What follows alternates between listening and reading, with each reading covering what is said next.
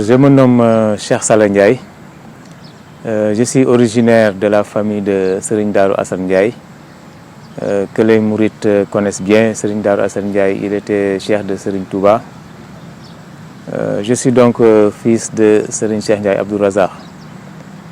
Alors du point de vue études, je suis titulaire d'un master 2 en gestion des projets au niveau du CESAC. Je suis également titulaire d'une licence en sociologie à l'université Cheikh Anta Diop de Dakar. J'ai également obtenu le certificat d'aptitude à l'enseignement moyen au niveau de la FASTEF. Comme je suis donc sorti de là-bas comme professeur de maths SVT. Et antérieurement, j'ai obtenu mon diplôme d'agent technique des pêches et de l'aquaculture au CNFTPA. Alors donc voilà brièvement la présentation. Sinon, j'ai fait des stages en Corée du Sud et en Chine, toujours dans le domaine halieutique et dans le domaine social également. En parlant de ce livre-là, il s'agit d'une sorte d'autobiographie, mais une autobiographie un peu spéciale, parce que moi je le considère comme un travail de socio-anthropologue, c'est-à-dire il s'agit d'un récit qui a été vécu, n'est-ce pas, par quelqu'un qui avait l'idée de s'imprégner de cette réalité-là de l'immigration clandestine. Alors, moi j'avais l'idée de vivre cela et d'écrire un livre, n'est-ce pas? Donc c'était un challenge, je le considère comme un challenge parce que ce n'était pas évident, parce que je pourrais mourir, donc c'était trop risqué, il y avait trop de risques, c'était dangereux, etc. Mais j'avais la conviction que j'allais m'en sortir, ça c'est personnel. Alors donc c'est ça, j'ai retracé dans ce livre l'immigration clandestine sous toutes ses facettes. C'est-à-dire, j'ai parlé de l'immigration clandestine par la voie terrestre et de l'immigration clandestine par la voie maritime. Et même, j'ai parlé de l'immigration au niveau des aéroports, c'est-à-dire les immigrés qui ont été retenus à l'aéroport parce qu'ils n'avaient pas les papiers nécessaires, les sans-papiers en France, etc., etc. J'ai parlé de toutes ces tracasseries-là. Et l'objectif de ce livre-là, c'est tout simplement d'édifier les jeunes sur les dangers qui les attendent dans ces aventures périlleuses. C'est une manière de les décourager, parce que ceux qui liront ce livre-là se rendront compte des dangers énormes qui se trouvent dans l'océan et dans le désert. Et je crois que cela pourrait leur décourager. Donc mon objectif, c'était ça. C'est d'ailleurs la raison pour laquelle j'invite le gouvernement, j'invite les ONG qui luttent contre l'immigration clandestine à aider, n'est-ce pas, la publication de ce livre-là, à soutenir, n'est-ce pas, l'édition du livre, à faire de telle sorte que ce livre-là soit vulgarisé partout dans le monde. J'ai écrit à des autorités dans ce sens, j'ai même écrit au président de la République, j'ai écrit à quelques membres du gouvernement et à des autorités consulaires au niveau de l'ambassade d'Espagne, d'Italie, etc., afin qu'ils soutiennent l'édition du livre. Mon objectif en cela, ce n'est pas l'argent, ce n'est pas la prestige.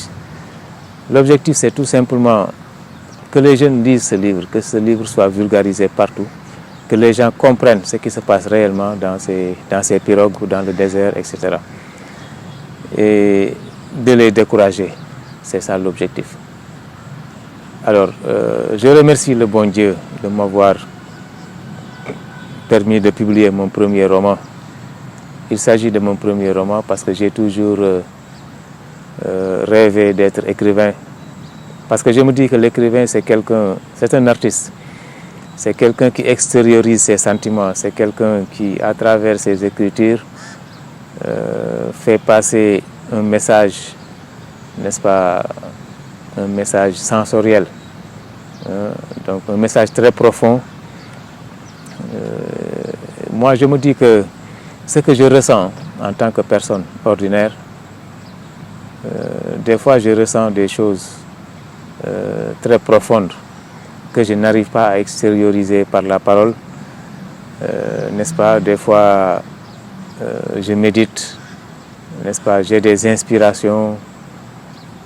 Alors, je me dis qu'à un moment donné, est-ce que moi, je ne peux pas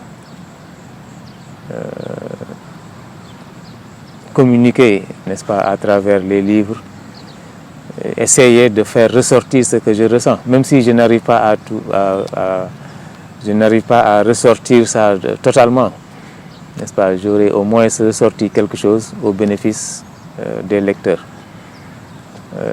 Donc, je compte écrire encore d'autres livres. D'ailleurs, j'ai des manuscrits que je vais essayer d'écrire. Je compte également réécrire le manuscrit de mon grand-père qui avait écrit, Seigneur Abdou Razak, il avait écrit. Je vais essayer de voir avec les autorités de la famille s'il y a possibilité d'écrire, de réécrire ce livre-là. J'ai aussi des manuscrits en philosophie de la classe de terminale. J'ai écrit sur le programme de philosophie de la classe de terminale que je compte publier. J'ai également écrit sur le management des projets, n'est-ce pas, les concepts, sur les concepts de management de projet, n'est-ce pas, les notions de projet, les notions d'objectifs, d'efficience, d'efficacité, etc., etc. Donc tout ce qui est en relation avec les projets, j'ai écrit sur ça. J'ai écrit sur les notions d'analyse financière, les études d'impact environnemental du projet, les études sociales, etc., etc. Donc c'est un manuscrit. Je vais essayer de publier ça. J'ai également écrit des œuvres en mathématiques, n'est-ce pas? Ça, je l'avais fait depuis longtemps d'ailleurs, c'était sous forme de fascicule. J'avais écrit un fascicule sur les exercices de géométrie avec les démonstrations, n'est-ce pas, les méthodes de démonstration, etc. Donc tout ça, c'est des choses que j'aimerais publier. J'ai aussi d'autres romans, parce que ce roman-là, ça faisait plus de 300 pages, donc on l'a réduit. Donc il y aura forcément une suite, c'est-à-dire la suite va faire l'objet d'un autre roman. Et dans cette suite-là, je parlerai de mon passage à l'école des pêches, n'est-ce pas? Je parlerai de mon passage à Mbacké, où j'ai enseigné les mathématiques au niveau du CM Mbacké 2, Mbacké 3, en passant par Ndoula, etc. Je parlerai de tout ça dans ce second livre-là. Je parlerai de mes passages en Corée du Sud, en Chine, etc., etc. Donc, je crois que j'ai vraiment de quoi écrire et je vais continuer à écrire. Et j'invite également les autorités du ministère de la Culture, que je remercie de passage parce qu'ils m'ont beaucoup aidé dans la publication de ce livre-là. Donc, je les invite à aussi encadrer les écrivains, à les suivre, n'est-ce pas? Parce que des fois, au niveau des maisons d'édition, c'est pas évident. Alors, c'est pas évident de faire carrière tout seul. Donc, des fois, on a besoin d'assistance, d'encadrement, d'orientation, etc. Donc, je les invite dans ce sens-là.